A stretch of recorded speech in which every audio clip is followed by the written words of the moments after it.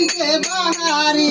दिया का पतझड़ी जाला अंगनवा कैसे बहारी दिया के पतझड़ी जाला अंगनवा कैसे बहारी दुनिया के पतझड़ी जाला अंगनवा कैसे बहारी रे अंगनवा ससुर जी के डेरा आए रे अंगनवा ससुर जी का डेरा